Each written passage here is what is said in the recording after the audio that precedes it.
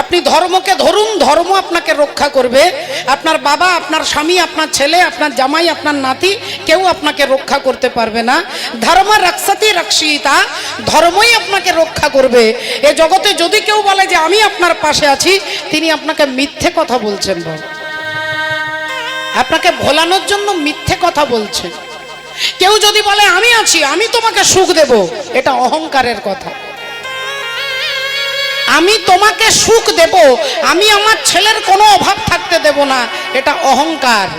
আর যদি বলেন যে ভগবান তোমাকে আনন্দ দেবে, একে বলে ভক্তি।